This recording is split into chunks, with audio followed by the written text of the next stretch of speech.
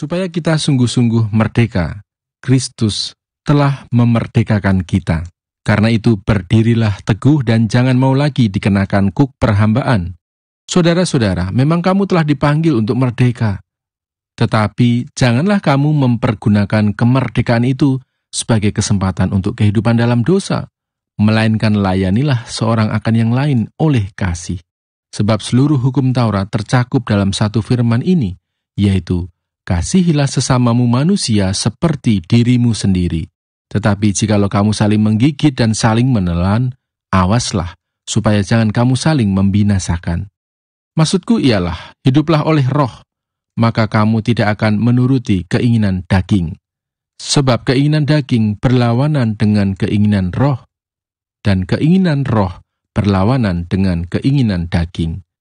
Karena keduanya bertentangan, sehingga kamu setiap kali tidak melakukan apa yang kamu kehendaki. Akan tetapi, jikalau kamu memberi dirimu dipimpin oleh roh, maka kamu tidak hidup di bawah hukum Taurat. Perbuatan daging telah nyata, yaitu percabulan, kecemaran, hawa nafsu, penyembahan berhala, sihir, perseteruan, perselisihan, iri hati, amarah, kepentingan diri sendiri, percideraan, roh pemecah, kedengkian, kemabukan, pesta pora, dan sebagainya. Terhadap semuanya itu kuperingatkan kamu, seperti yang telah kubuat dahulu, bahwa barang siapa melakukan hal-hal yang demikian, ia tidak akan mendapat bagian dalam kerajaan Allah. Tetapi buah roh ialah kasih, sukacita, damai sejahtera, kesabaran, kemurahan, kebaikan, kesetiaan, kelemah lembutan, penguasaan diri. Tidak ada hukum yang menentang hal-hal itu. Kemerdekaan, freedom, kata itu kita suka ya, kata freedom. Rasul Paulus menulis Galatia ini, teman-teman, karena waktu itu orang-orang Galatia yang percaya dari kalangan bukan Yahudi, jadi ada orang-orang bukan Yahudi yang percaya kepada Tuhan, lalu datang orang-orang Yahudi yang mengajarkan kepada jemaat di Galatia, untuk keselamatan mereka, mereka harus melakukan juga hukum Taurat, apa yang diperintahkan oleh hukum Taurat. Dan teman-teman tahu, hukum Taurat itu ada 613 hukum. Hukum Taurat itu ada 613, 250-nya itu perintah, sisanya itu larangan. 613. Jadi untuk berkenan kepada Tuhan harus lakukan 613 hukum itu. Banyak sekali. Tapi bukan cuma itu. Hukum Taurat disempurnakan atau dilengkapi oleh Talmud. Torah lalu ada Talmud. Talmud itu ada ribuan butir penjabaran tentang hidup yang berkenan kepada Allah. Seperti apa? Misalnya, kuduskanlah hari Sabat, jangan bekerja. Nah, di Talmud itu ada jabarannya, apa aja yang termasuk bekerja. Nah, bahkan orang Yahudi pergi ke tempat ibadah, mereka harus berhati-hati supaya mereka tidak bekerja ketika pergi ke tempat ibadah. Karena salah satu definisi bekerja adalah berjalan lebih dari 2000 hasta, 900 meter.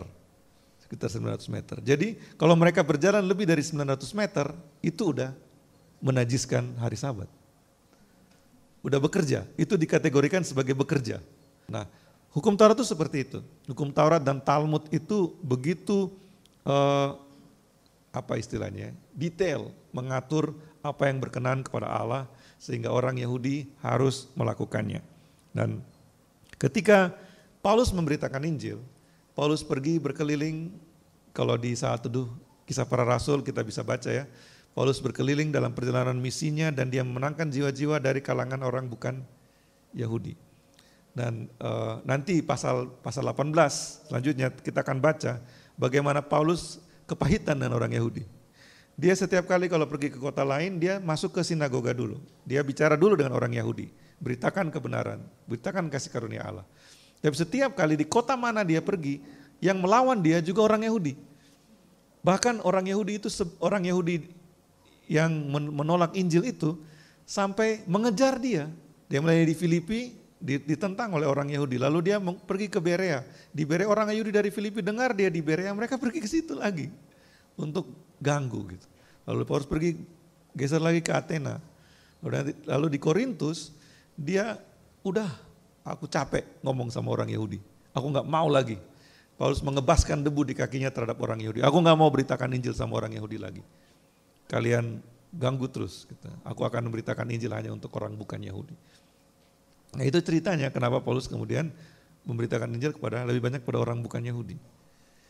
Dan ketika Paulus memberitakan Injil kepada orang bukan Yahudi, banyak sekali yang kemudian datang kepada Tuhan. Jemaat di Galatia juga jemaat yang Paulus rintis. Dan ketika Paulus pergi, Paulus biasanya begitu, dia merintis gereja, lalu kemudian dia mendidik murid, dan lalu dia meninggalkan gereja itu untuk digembalakan oleh murid yang dia didik, dan dia pergi ke tempat lain. Paulus itu misionaris yang sejati gitu ya. Dia bukan bangun gereja, setelah gereja jadi besar, udah nyaman nggak jadi pergi gitu. Di sini aja. Lalu utus orang lain yang pergi gitu. Kalau Paulus nggak begitu. Dia Galatia juga Paulus yang rintis, dan setelah dia pergi datang pengajar-pengajar yang mengajarkan bahwa bukan hanya kasih karunia, tapi harus melakukan juga hukum Taurat, 613 hukum, perintah dan larangan, lalu ada Talmud ribuan perintah dan larangan. Kasih karunia Allah membebaskan kita dari belenggu hukum Taurat. Nah disinilah kemudian terjadi perdebatan antara apa sih hidup dalam Kristus itu gitu. Nah Galatia pasal 5, jangan teman-teman hanya baca Galatia pasal 5 ini, sepertinya enak banget ya. Apakah Paulus kemudian mengatakan kepada kita bahwa kita nggak perlu hidup kudus? Enggak, baca Galatia pasal 4, Paulus bicara tentang kekudusan. Tapi yang Paulus mau kita renungkan dengan sungguh-sungguh adalah apa artinya menjadi merdeka di dalam Kristus. Apa artinya being freed? Gitu. Menjadi merdeka, menjadi orang merdeka itu artinya apa? Kita sungguh-sungguh merdeka oleh apa? Ayat 1 tadi. Supaya kita sungguh-sungguh merdeka, Kristus telah memerdekakan kita. Nah ini dulu, kemerdekaan bagi kita adalah sesuatu yang kita terima. Sesuatu yang dihibahkan kepada kita. Oleh siapa? Oleh karya Kristus. Kemerdekaan bagi kita bukan sesuatu yang kita perjuangkan sendiri, tapi sesuatu yang diberikan oleh kita, kepada kita. Supaya kita sungguh-sungguh merdeka, Kristus telah memerdekakan kita. Karena itu berdirilah teguh dan jangan mau lagi dikenakan kuk perhambaan. Kuk perhambaan yang dimaksud Paulus di ayat 1 ini mengacu ke hukum Taurat. Karena peraturan-peraturan itu mengikat sehingga orang Yahudi gak bisa berpikir di luar bingkai hukum Taurat. Semua yang mereka lakukan, semua yang mereka jalankan dalam hidup mereka harus dibingkai di dalam hukum Taurat. Dan Paulus bilang, Kristus memerdekakan kita dari kuk itu. Perhatikan teman-teman, yang Kristus lakukan adalah bukan membebaskan kita dari keharusan untuk hidup kudus. Yang Kristus lakukan adalah membebaskan kita dari pikiran yang dibelenggu oleh bingkai peraturan-peraturan. Kita bukan menjalankan hidup kita di dalam bingkai, ini peraturannya apa? Ini larangannya apa? Ini hukumnya apa? Bukan. Kita dibebaskan oleh Kristus dari hal itu. Di Roma Paulus bilang apa? Berubahlah oleh pembaharuan budimu supaya engkau dapat membedakan mana yang baik, mana yang merupakan kehendak Allah. Jadi bukan peraturannya itu yang membuat kita berdosa enggak berdosa, tetapi pikiran Kristus yang kita kenakan itu yang membuat kita tahu ini berdosa, itu enggak berdosa.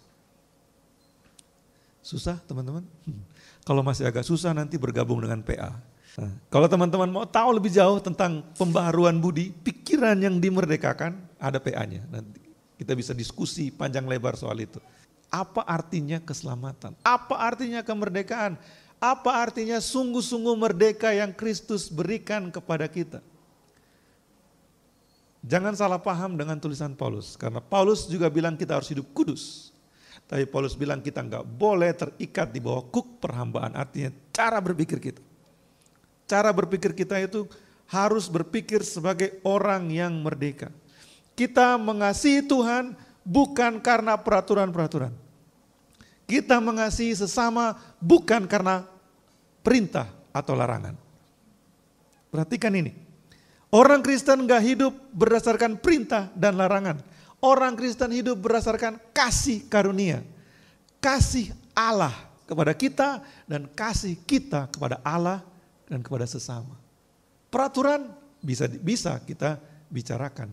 Tetapi pikiran kita yang menggerakkan kita, frame berpikir kita, bingkai berpikir kita, bukan peraturan, perintah dan larangan. Di pembukaan Undang-Undang Dasar 1945, teman-teman ingat alinea 1, bahwa sesungguhnya kemerdekaan itu adalah hak segala bangsa. Oleh sebab itu penjajahan di atas dunia harus dihapuskan karena tidak sesuai dengan peri kemanusiaan dan peri keadilan. Bangsa Indonesia dengan bangganya, dengan gagahnya mengatakan kemerdekaan itu adalah hak segala bangsa.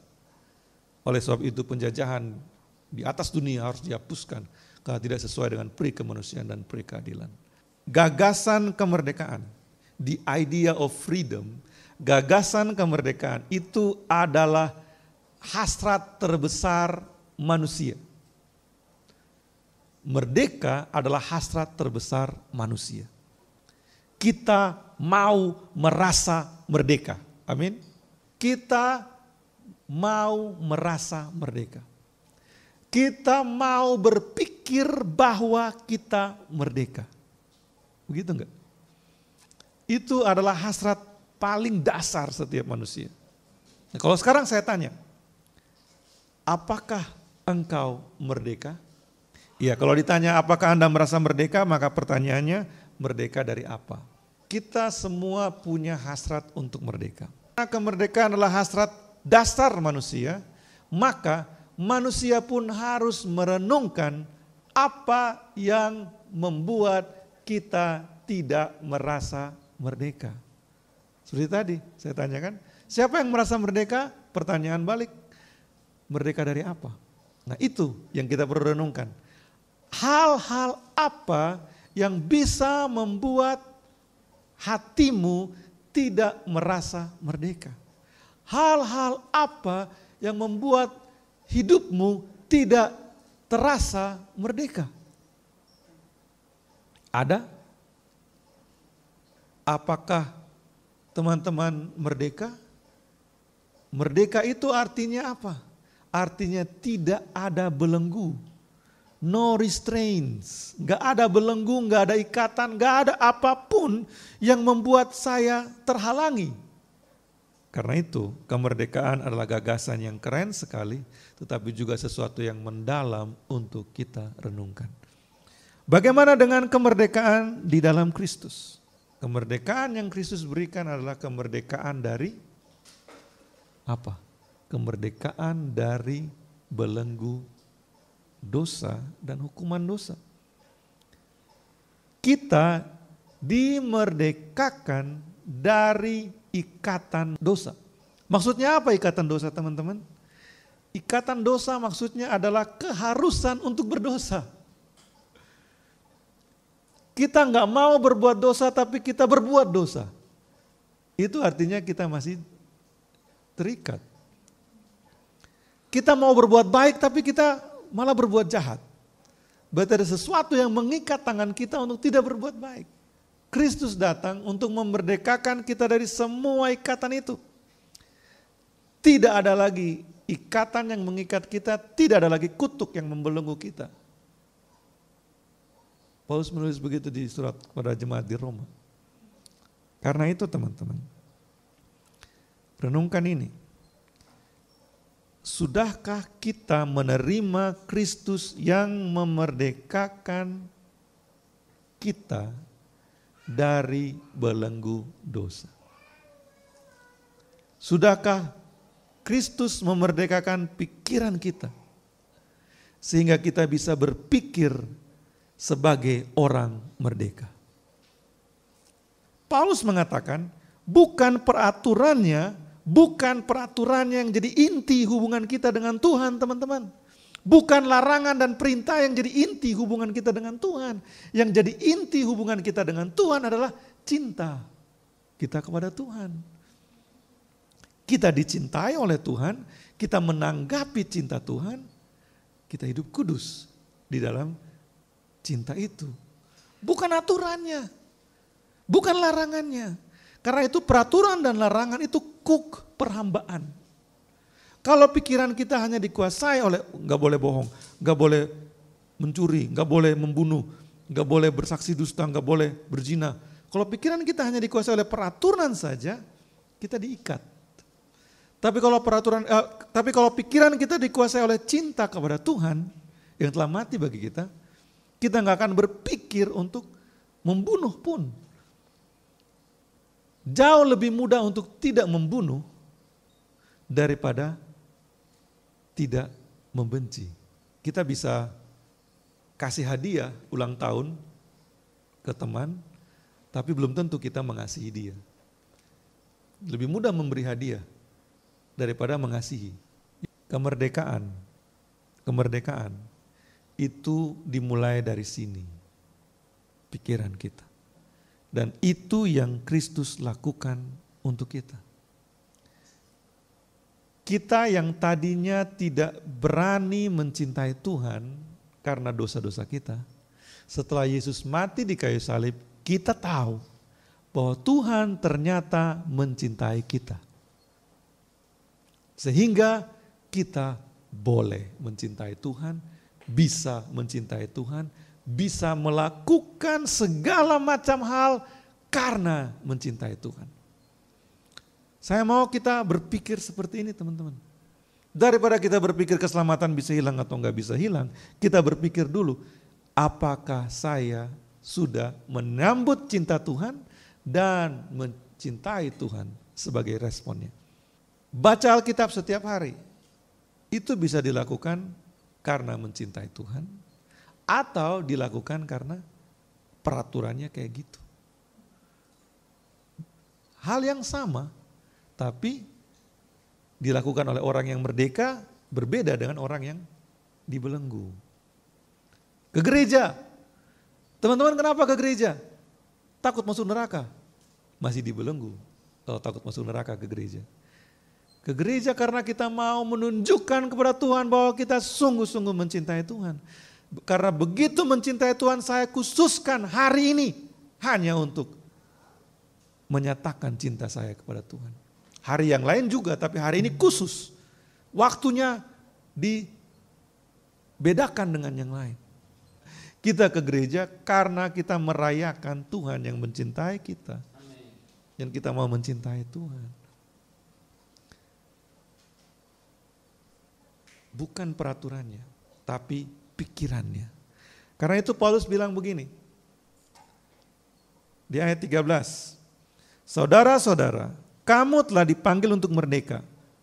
Tapi jangan kamu mempergunakan kemerdekaan itu sebagai kesempatan untuk kehidupan dalam dosa. Melainkan, layanilah seorang akan yang lain oleh kasih. Kita dimerdekakan untuk apa, teman-teman?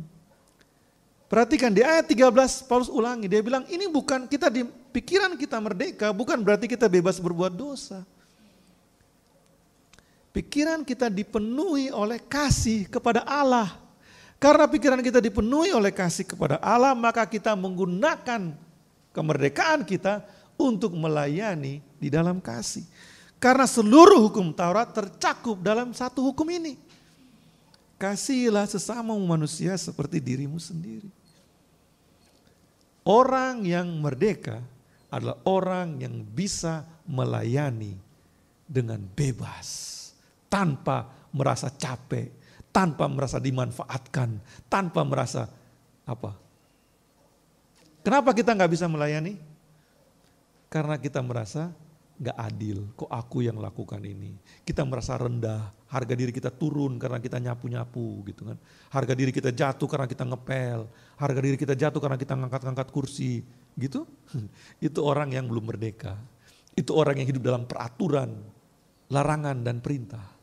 Kita di dalam Kristus, mau kita khotbah di depan 1 juta orang atau kita angkat 1 juta kursi, tetap kita sama. Diterima, dicintai oleh Tuhan, diberikan mahkota kehidupan oleh Tuhan. Merdeka untuk melayani di dalam kasih. Karena itu orang yang sudah menyambut kasih karunia tidak mungkin tidak mengasihi. Amin? Masih mikir? Menyambut kasih karunia berarti menyambut cinta Tuhan. Dan sudah menyambut cinta Tuhan berarti akan mencintai sesamanya. Mencintai sesama itu bukan kata-kata teman-teman. Ketika kita mencintai seseorang, kita akan memperhatikan orang itu. Ketika kita mencintai Tuhan, kita akan memperhatikan apa yang Tuhan kehendaki. Dan yang Tuhan kehendaki simpel teman-teman. Tunjukkan cintamu kepadaku dengan mencintai sesamamu seperti dirimu sendiri.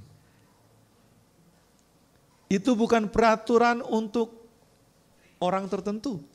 Itu bukan perintah untuk orang tertentu. Itu adalah cara hidup semua orang yang merdeka. Nah, itu pertanyaan, saya kembali ke pertanyaan tadi. Sudahkah engkau merdeka? Coba tanya sama temannya, apakah engkau merdeka? Sudahkah engkau merdeka? Sudah merdeka? Amin. Sudah merdeka? Setiap orang yang di dalam Kristus, dia adalah ciptaan baru, yang lama sudah berlalu, yang baru sudah datang. Menyambut Kristus, menyambut cintanya di dalam kita, kita dimerdekakan teman-teman. Karena itu jangan lagi mau disuruh-suruh oleh setan. Jangan lagi mau ikutin kata hatimu yang tidak merdeka. Itu ada orang kasihan ya, tolong gak ya? Malas mager. Kalau kita sudah dimerdekakan, kita bebas untuk menolong siapapun yang Tuhan gerak taruh di hati kita untuk kita tolong. Gak ada halangan ekonomi, gak ada halangan hati atau apapun, gak ada halangan lagi. Kenapa? Karena Kristus membuat kita bisa mengasihi. Kristus yang membuat kita bisa melayani. Teman-teman, kalau engkau sudah merdeka, maka engkau akan melayani sesamamu di dalam kasih. Kalau orang yang suka bertanya akan bertanya, tapi siapakah sesamaku manusia? Mengasihi sesama seperti dirimu sendiri. Sesama itu siapa? Yesus jawab dengan perumpamaan orang Samaria yang baik hati. Sesama itu adalah orang yang paling engkau tidak pikir untuk kasihi. Itu sesamamu. Kalau kita hanya mengasihi orang yang baik dengan kita, apa bedanya kita dengan orang yang berdosa? Tapi Tuhan bilang sesama manusia adalah, kalau ada orang yang kamu gak suka, butuh bantuanmu, kamu bantu. Itu sesamamu. Kayak orang Samaria dan orang Yahudi itu musuhan. Tapi orang Samaria nolong orang Yahudi, nah itu menolong sesama manusia. Semakin banyak orang yang engkau benci, semakin banyak sesamamu yang harus engkau tolong. Karena mengasihi sesama adalah mengasihi orang yang engkau benci. Mengerti? 2 minggu lalu kan saya bilang, seberapa lebar lingkaranmu? Mengasihi sesama adalah mengasihi orang yang di luar lingkaranmu, itu sesamamu manusia. Dalam lingkaranmu, itu semua orang bisa. Mengasihi sesama manusia bagi kita adalah orang yang kita pikir di luar lingkaran kita. Itu yang kita harus kasih. Karena itu lebarkan lingkaranmu, supaya kita hidup di dalam kasih seperti itu. Jadi teman-teman, sudah merdeka? Kalau sudah merdeka, mari kita mengasihi. Melayani di dalam kasih. Lalu, kemerdekaan. Kemerdekaan di dalam Kristus. Ada 3 poin kemerdekaan di dalam Kristus. Yang pertama, freedom in Christ knows no boundaries. Kemerdekaan di dalam Kristus tidak mengenal batasan. No boundaries. Gak ada batas. Gak ada sekat. Gak ada sekat yang menghalangi untuk kita bisa mengasihi.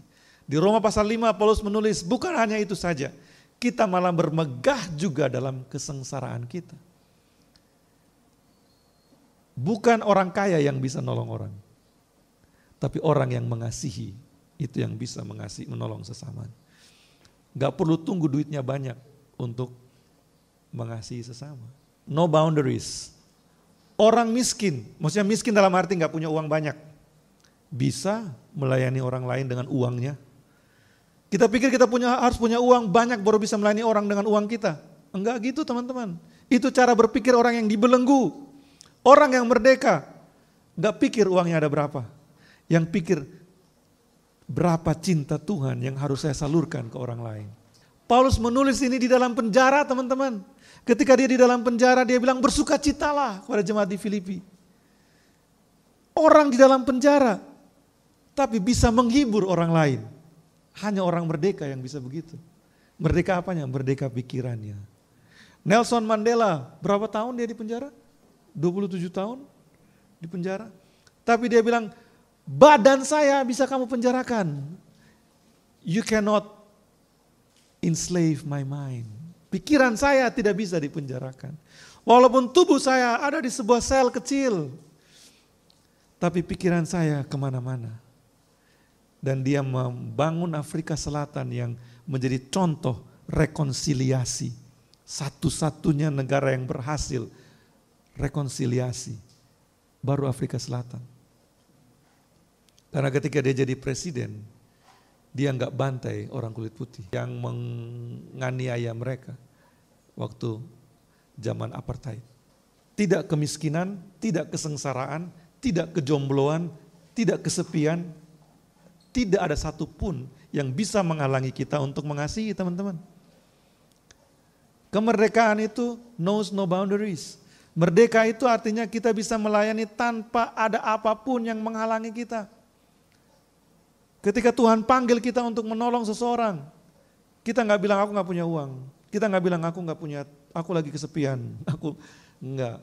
Tapi kita kenakan kasih Tuhan dan kita menolong. Kemerdekaan membebaskan kita dari semua belenggu. Karena itu ketika kita mengasihi tanpa sekat, tanpa penghalang apapun. Karena itu teman-teman, kalau engkau mencintai Tuhan dan Tuhan taruh visi di hatimu untuk melakukan sesuatu, freedom knows no boundaries. Jangan tunggu uangnya banyak dulu, melangkah dulu dan lihat Tuhan akan bekerja. Lalu Yohanes 8 mengatakan begini, jikalau kamu tetap dalam firman-Ku, kamu benar-benar adalah murid-Ku dan kamu akan mengetahui kebenaran dan kebenaran itu akan memerdekakan kamu. Ayat 36, Yohanes 8 ayat 36. Jadi apabila anak itu memerdekakan kamu, kamu pun benar-benar merdeka. If the Son sets you free, you are free indeed. Kalau anak itu, kalau Yesus memerdekakan kita, kita benar-benar merdeka. Freedom knows no end. Kemerdekaan di dalam Kristus tidak ada akhirnya, teman-teman. Kasih Allah kepada kita di dalam Kristus tidak ada akhirnya.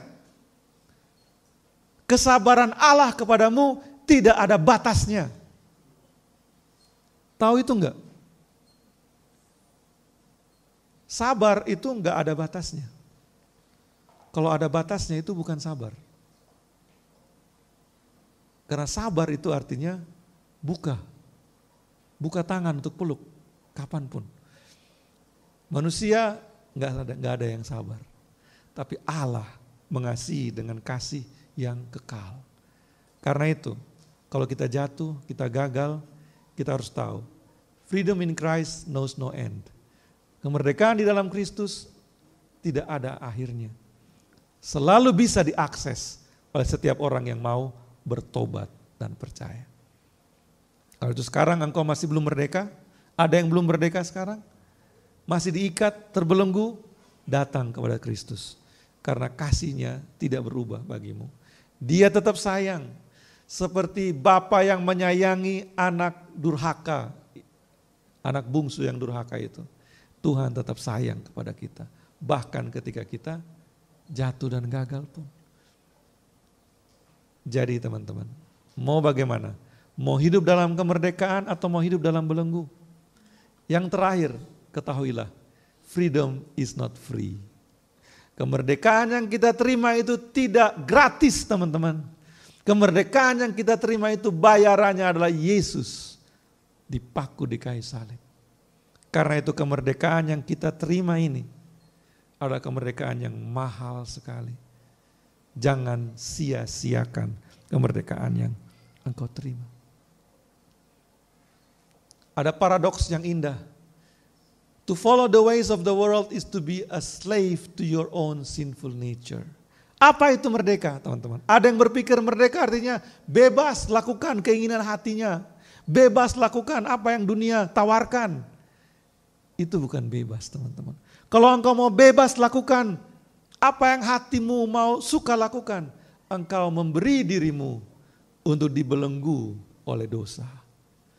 Tetapi ketika engkau memberi dirimu untuk dibelenggu oleh Kristus, engkau bebas untuk hidup dalam damai sejahtera, shalom, harmoni dengan Allah dan semua ciptaannya, dengan sesamamu manusia. Kapan kita susah mengasihi orang? Kalau di hati kita ada yang gak enak. Tadi aku senyum, dia gak balas. Langsung ada yang mengganjal, kayak ada yang nyangkut di sini. Mau mengasihi tapi ada yang nyangkut. Orang yang merdeka teman-teman, kasih melenyapkan ketakutan, prasangka, cemburu, semua itu disingkirkan.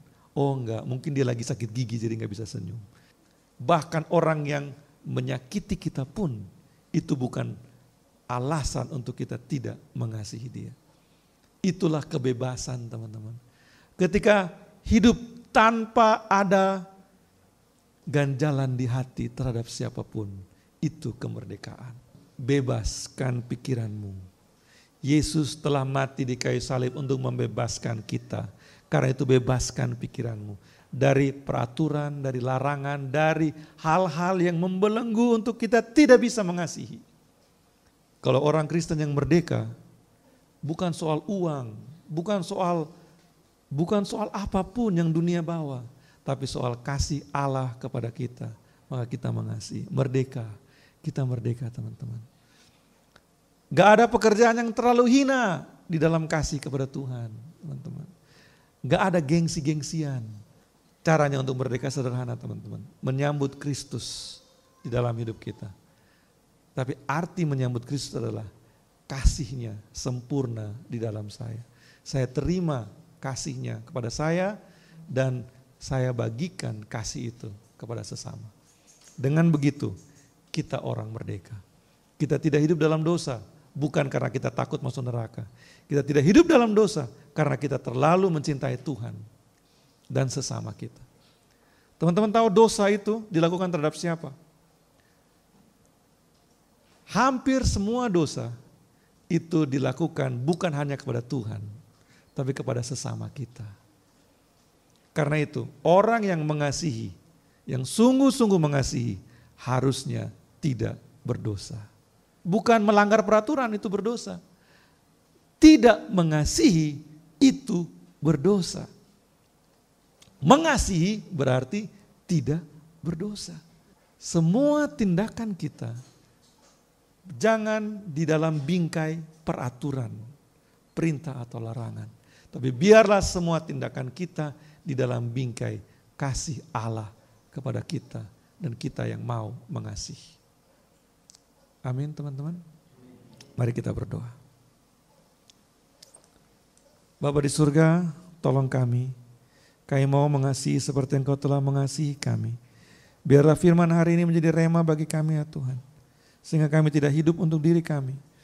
Kami tidak hidup dalam dosa dengan mementingkan diri kami. Tapi kami hidup di dalam Engkau dan mengasihi sesama seperti yang Engkau telah teladankan bagi kami. Terima kasih Tuhan. Dalam nama Yesus. Haleluya. Amin.